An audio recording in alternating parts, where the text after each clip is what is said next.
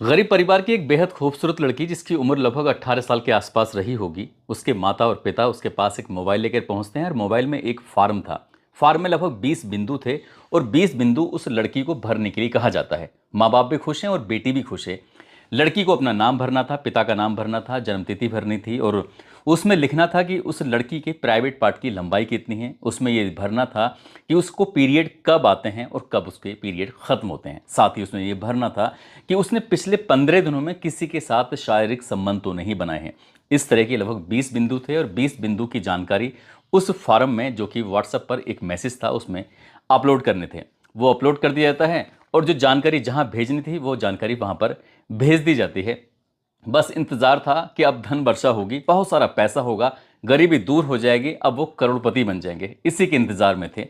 अब इंतजार तो होता है, लेकिन ऐसे ना जाने कितनी लड़कियों के साथ ऐसा ही हो रहा था। उनके फार्म भरवाए जा रहे थे, उनके प्राइवेट पार्ट को चेक किया जा रहा था, साथ ही उनको एक ऐसी जगह ले जाकर उनके साथ तंत्र मंत्र की क्रियाएं हो रही थी। लेकिन जब इस कहानी का भंडाफोड़ होता है, जब ये कहानी लोगों के सामने आती है, तो लोगों के क्रूर चेहरे सामने आते हैं, जिनको देखकर, जिनके बारे में सुनकर, महसूस कर कर बड़ी घिन सी पैदा हो जाती है। आदाब, नमस्कार, सत श्री अकाल। मैं उस्मान सैफी। आज की जो सच्ची घटना मैं आपको सुनाने जा रहा हूँ, ये सच्ची घटना है उत्तर प्रदेश के ज़िला संभल की। संभल का एक थाना लगता है धनारी और धनारी क्षेत्र का एक गांव लगता है बमनपुरी। बात कर रहा हूँ 21 मार्च 2025 की। एक व्यक्ति धनारी उसमें थाने में पहुंचता है। नाम उसका राजपाल होता है और राजपाल जाकर थाने में खड़ा हो जाता है। हाथ जोड़ते हुए एसएचओ के सामने जाकर कहता है कि साहब, मैं उल्टा पैदा हुआ था, मुझ में विलक्षण प्रतिभाएं हैं और जैसे क्या किसी के नस पे नस चढ़ जाए या किसी को तकलीफ हो और मैं उसकी पीठ पर लात रख दूं या फिर पैर रख दूं तो उसका दर्द ठीक हो जाएगा। तो एसएचओ ने कहा, ये बातें मुझे क्यों बता रहे हो, क्या बात है? कहता है कि साहब, बस इसी विलक्षण प्रतिभा की वजह से मेरी जान बच गई, मैं मर जाता और मुझे वो लोग मार देते। उसे बिठाया जाता है, पानी पिलाया जाता है, उससे कहा जाता है कि पूरी कहानी क्या है, पूरी बात क्या है, वो बताओ। वो बताता है कि 11 मार्च 2025 को उसके पास दो लड़के आते हैं। आके कहते हैं कि बुलंदशहर के नरोरा में एक हॉस्पिटल है, वहाँ पर उनकी माँ एडमिट है, बहुत ज़्यादा परेशानी से गुजर रही है, तकलीफ हो रही है, दर्द हो रहा है। यदि तुम अपनी जो पैर है उसकी पीठ पर रख दोगे तो वो दर्द से, तकलीफ से उबर जाएगी, ठीक हो जाएगी। तो जैसा उसने सुना, क्योंकि इससे पहले भी न जाने कितने लोगों की, कितनी महिलाओं की कमर पर, वो पीठ पर अपनी लात रख चुका था, मार चुका था। जब धीरे से उसे लात को मारते हैं तो सामने वाले का जो दर्द होता है वो ख़त्म हो जाता है, दूर हो जाता है। उसको भी ऐसा लगता है और जो लात लगवाते हैं उनको भी ऐसे लगता है। वो चला जाता है संभल। संभल जाने के बाद उससे कहा जाता है कि यहाँ से जो मरीज़ है वो एटा चला गया है। अब एटा से जो मरीज़ था वो बता दिया कि आगरा चला गया है। तो जहाँ जहाँ उसको वो दो लड़के लेके जा रहे थे, वहाँ वहाँ वो जा रहा था। आगरा के एक घर में उस लड़के को एक कमरे में कुछ ऐसा खिलाया जाता है जिसकी वजह से वो बेहोशी जैसी हालत में हो जाता है। उसके हाथ और पैर बांध दिए जाते हैं। उसके बाद फिर तंत्र मंत्र की क्रियाएं शुरू हो जाती हैं। अचानक ही उसकी आंख खुल जाती है, वो जाग जाता है और जैसे ही जागता है उसकी चीखें निकल जाती हैं। उसको लग रहा था कि सामने वाले जो लोग हैं उसको वो मार देंगे, उसको ख़त्म कर देंगे, क्योंकि आगे जो भी उसने कमरे में जो दृश्य, जो चीज़ें देख रहा था, उसको देखकर वो बहुत बुरी तरह से डर जाता है।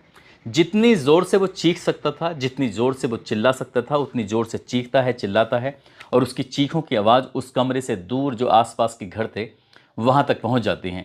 लोगों को लगता है पता नहीं इस घर के अंदर से इतनी चीखने की, इतनी चिल्लाने की आवाज़ें क्यों आ रही हैं। तो लोग उस घर की तरफ दौड़कर आते हैं और जैसे आकर दौड़कर आते हैं वहाँ एक व्यक्ति को बंधा हुआ देखते हैं। उस व्यक्ति को आज़ाद किया जाता है और आज़ाद करने के बाद वो व्यक्ति वहाँ से भाग जाता है। आखिरकार पुलिस को शुरू में लग रहा था कि जैसे ये कोई कहानी सुना रहा है, जैसे पिक्चरों में होता है वैसे सुना रहा है। लेकिन जैसे उसने बार बार पुलिस को कहा तो पुलिस ने इस मामले को गंभीरता से लिया और गंभीरता से लेने के बाद उसने उन दो व्यक्तियों की तलाश करने की बात कही। वो कैसे मिले, तो उसने कहा कि गांव के ही दो लड़के हैं। उन दो लड़कों की एक लाखन है और एक है रिंकू। उनकी वजह से उन दो लड़कों से मुलाकात हुई थी।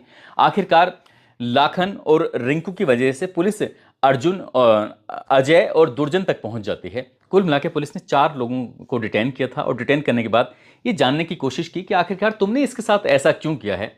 तो जो लोग उसको लेके गए थे उनको 5 लाख रुपए का ऑफर मिला था कि आप हमें एक ऐसा व्यक्ति लाइए जो उल्टे पैरों का पैदा हुआ है। जो कुछ लोग सर की तरफ से बाहर निकलते हैं जब पैदा होते हैं, कुछ लोग ऐसे होते हैं, बच्चे ऐसे होते हैं जो पैरों की तरफ से पैदा हो जाते हैं। तो कहते हैं कि वो उल्टे पैदा हुए हैं और उनमें विलक्षण प्रतिभाएं होती हैं। तो ऐसे ही वो लोगों का इलाज कर रहा था। अब उसको नहीं पता था कि वो इलाज के बहाने इसको लेके जा रहे हैं और उसकी शायद बलि देने की तैयारी चल रही थी, लेकिन उसकी जान बच जाती है।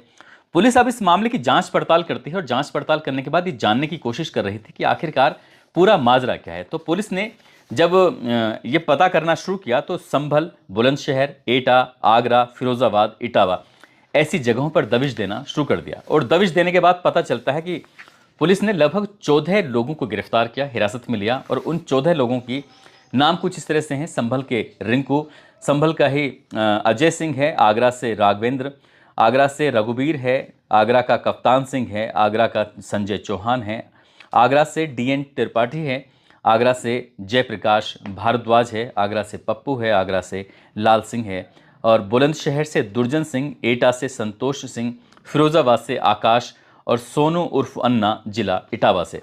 इस तरह से 14 लोगों की लिस्ट जब सामने आती है, उनको गिरफ्तार किया जाता है, उन्हें पकड़ा जाता है, उनसे पूछताछ की जाती है, तब कुछ चौंकाने वाली बात सामने आती हैं। और कुछ चौंकाने वाली बात कुछ इस तरह से होती है कि उसमें ग्रुप बने हुए थे।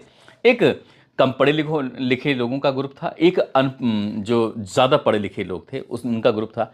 जो कम पढ़े लिखे लोग थे वो गांव-गांव जाते थे और गांव-गांव जाने के बाद घूमते थे जैसे कि एकदम बैरागियों की तरह। अचानक ही कोई व्यक्ति मिल जाए, खासकर सुंदर अगर लड़की दिखाई दे जाए, तो सुंदर लड़की के देखने के बाद अगर ये पता चल जाए कि ये गरीब स्थिति में है, तो उसके माता पिता से ज़रूर संपर्क किया जाता था। उनसे कहते थे कि तुम्हारे पास तो इतनी दौलत इकट्ठी हो सकती है, तुम्हें इस बात का अंदाज़ा भी नहीं है। कुछ वो रास्ते बताते थे, कहते थे कि अगर तुम हमें 20 नाखूनों वाला एक कछुआ ला के दे दो, हम आपको लाखों रुपए दे देंगे। साथ ही उल्लू ला कर दे दो, उल्लू के बारे में कुछ स्पेशल विशेष कैटेगरी बताई जाती थी, ऐसा उल्लू मिल जाए तो तब भी हम तुम्हें लाखों रुपए दे देंगे। अगर 2 मुंह वाला सांप मिल जाए, एक बताते हैं कि 2 मुंह वाला जिसे दुमई भी बोलते हैं, ऐसा सांप होता है।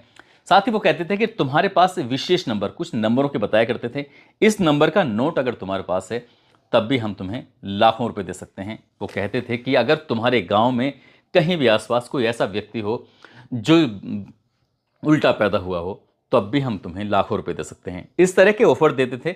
साथ ही कहते थे कि अगर तुम चाहो तो लाखों नहीं बल्कि करोड़ों रुपए कमा सकते हो। इसके लिए तुम्हें कुछ छोटी सी प्रक्रियाएं हैं, उनसे गुजरना होगा, उनकी जानकारी देनी होगी। गरीब होते थे तो लाखों करोड़ों की बात सुनने के बाद उनकी बातें सुनने के लिए तैयार हो जाया करते थे। कुल मिलाकर ये खासकर ऐसी लड़कियों को टारगेट करते थे जो बहुत ज़्यादा सुंदर हो, ऐसी लड़कियों को टारगेट करते थे जिसकी लंबाई 5.5 फुट से ज़्यादा हो, और ऐसे लोगों को टारगेट करते थे जो गरीब हो, उनकी बातें सुन सकें। अब इस तरह का होता था। और आगे वो जो व्यक्ति तैयार हो जाया करते थे तो उनको एक फार्म देते थे, और फार्म में कुछ जानकारी होती थी, और जानकारी जिस तरह की होती थी उसमें व्हाट्सएप पर एक पूरे फार्म होता था, और फार्म में लिखा होता था कि नाम क्या है, उसके आगे भरना होता था, पिता का नाम, माता का नाम, जन्म तिथि, सरनेम, गोत्र, उम्र। अब लड़की को ये भी देखना जानकारी देनी पड़ती थी कि जो मासिक धर्म शुरू होता है, माहवारी शुरू होती है, यानी कि पीरियड शुरू होते हैं, कौन सी तारीख से होते हैं, कब तक रहते हैं, उसकी भी तारीख उसमें मेंशन करनी पड़ती है। लंबाई कितनी है, प्राइवेट पार्ट की लंबाई कितनी है उसको नाप कर देना है। साथ ही उसकी खुद की लंबाई कितनी है, 5.5 फुट से कम नहीं होनी चाहिए। वजन भी देना है कि वजन कितने किलोग्राम है, कितने किलो है और कितने ग्राम में है। साथ ही शादी हुई है नहीं हुई है। उनके टारगेट पर सिर्फ कुंवारी लड़कियां ही होती थीं, अनमेरिड लड़कियां होती थीं जिनकी शादी नहीं हुई होती थी। साथ ही शरीर पर कभी कोई मुहासा तो नहीं निकला था, कटे का और जले का कोई दाग तो नहीं है, कोई तिल और मस्सा तो नहीं है, क्या प्राइवेट पार्ट पर तिल या मस्सा है कि नहीं है।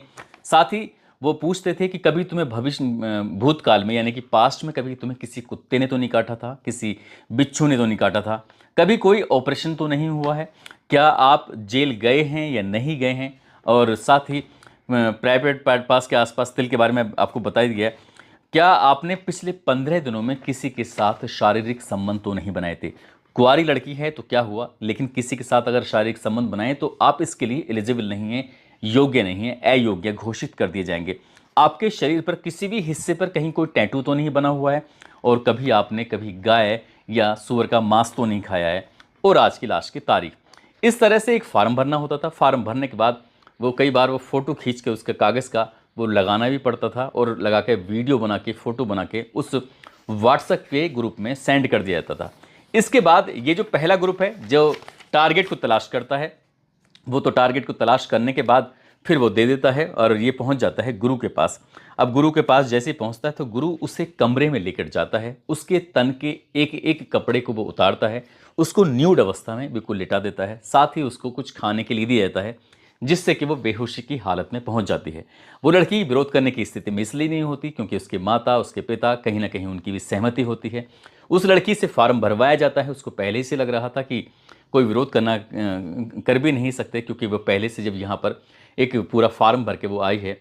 अब उसकी यहाँ पर लिटा कर जो गुरु होता है उसका पूरा वीडियो अपने मोबाइल में उतारता है, उसकी फ़ोटो निकालता है, और कभी कभी ऐसा भी लगता है कि जैसे उस लड़की के साथ कुछ गलत काम भी हो जाता है, क्योंकि पुलिस ने जिन 14 लोगों को गिरफ्तार किया है उनके मोबाइलों में लगभग 350 लड़कियों की डिटेल मिल जाती है, फ़ोटो मिल जाते हैं।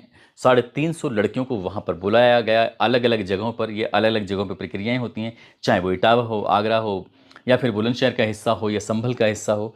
पुलिस ने जब इस पर काम करना शुरू किया है तो ये भी पता चलता है कि उन लड़कियों की शायद ये अश्लील वीडियो बनाकर पॉर्न साइट जो होती हैं, जहाँ पर इसलिए गंदी फिल्में दिखाई जाती हैं, वहाँ पर शायद ये बेची भी जाती थी। हालांकि ये पुलिस की जांच का विषय है, लेकिन ये पता चलता है कि पिछले 7 या 8 साल से लगातार इसी तरह का काम चल रहा था, और न जाने कितनी लड़कियों को इन्होंने इस बीच में निशाना बनाया होगा, न जाने कितनी लड़कियों के साथ इन्होंने इस तरह की गंदी और घिनौनी हरकतें की होंगी। गरीब लोग थे और गरीब लोग कभी विरोध नहीं कर पाते। हालांकि पुलिस प्रशासन ने जब इस घटनाक्रम का खुलासा किया तो लोगों से अपील की कि अगर किसी बहन, किसी बेटी के साथ या किसी परिवार में किसके साथ ऐसा हुआ है तो वो सामने आए, ताकि हम इन आरोपियों के खिलाफ कड़ी से कड़ी कार्रवाई कर सकें। आपको हैरानी भी इस बात पर होगी, क्योंकि एक आगरा के संजय चौहान है जो कि पतंजलि के स्टोर चलाता है, राघवेंद्र है जो कि माइक्रोबायोलॉजी से जिसने बीएससी किया है, रघुवीर सिंह जो फिरोजाबाद का रहने वाला है वो स्टेशन मास्टर है। वो नारियल पर बैठकर कुछ इस तरह से घूमता है, ऐसा लगता है जैसे कि कोई जादूगरी हो रही हो, कोई तंत्र मंत्र हो रहा हो। पुलिस हर एक पहलू पर जांच पड़ताल कर रही है। जब ये अपना काम करते थे तो उन्होंने 3 कैटेगरी में बनाया हुआ था। एक नाम दिया होता कारीगर टीम का, एक नाम दिया होता मीडिया, और एक नाम दिया था आर्टिकल। यानी कि जो कारीगर है वो तंत्र मंत्र करेगा, मीडिया जो कि फंसा कर लोगों को, महिलाओं को, बच्चियों को लेके आएगा, जो कछुए या फिर सांप, इस तरह की जो चीज़ें हैं वो किसी भी चीज़ में वो हाथ आजमा सकते हैं। साथ ही आर्टिकल का नाम होता था लड़कियां, और वो हमेशा एक ही बात कही जाती थी, लड़की कुंवारी होनी चाहिए, सुंदर होनी चाहिए, 5.5 फुट से उसकी उम्र, लंबाई उसकी ज़्यादा होनी चाहिए। इस तरह की वो कुछ टारगेट फिक्स होते थे। और जब पुलिस ने इस घटनाक्रम का खुलासा किया तो इस गिरोह का नाम था धनवर्षा गिरोह। ये लोगों को के पास जाते थे, उन्हें प्रलोभन देते थे कि जब ये काम हो जाएगा, अगर एक भी जानकारी आपने गलत भरी, एक भी जानकारी के बारे में कुछ ऐसा गलत बताया, जैसे किसी लड़की ने किसी के साथ शारीरिक संबंध बना लिए और वहाँ उसने मेंशन नहीं किया, तो बाद में वो कोई ना कोई बहाना करके ये टाल दिया करते थे कि तुम्हारी बेटी ने किसी के साथ संबंध बनाए होंगे, इसलिए प्रक्रिया पूरी नहीं हो पाई, इसलिए हम आपको पैसे नहीं दे पा रहे हैं। पुलिस अभी फ़िलहाल जब चार्जशीट लगाएगी तो बहुत सारी चीज़ें निकल के सामने आएंगी, अदालत पहुंचेंगी, और जो लोग गिरफ्तार हुए हैं उनका पर्दाफाश होगा। लेकिन उन्होंने जिस तरह से गरीबी का मजाक बनाते हुए उन लड़कियों की, उनके माता पिता के साथ छल किया है, वो वाकई अपने आप में सोचने वाला है, जिसको सोचकर भी घिन आती है कि ऐसी बच्चियों के साथ जो गरीब हैं, जो विरोध भी नहीं कर पाए, और पता नहीं न जाने किस किस साथ क्या क्या हुआ होगा। हालांकि पुलिस हर पहलू पर विचार कर रही है, जांच कर रही है। दोस्तों, इस पूरे घटनाक्रम को सुनने का उद्देश्य किसी को परेशान करना नहीं है, किसी का दिल दुखाना नहीं है, बल्कि आपको जागरूक करना है, आपको सचेत करना है। और जिस तरह से बमनपुरी के राजपाल ने हिम्मत जुटाई और जाकर पुलिस में एफआईआर दर्ज कराई थी, शिकायत दर्ज कराई थी, और पुलिस ने इस मामले को गंभीरता से लिया होता, काश किसी लड़की के माँ बाप ने ये हिम्मत जुटाई होती, तो न जाने कितनी लड़कियों के साथ जो ये सब हुआ होगा वो कभी नहीं होता।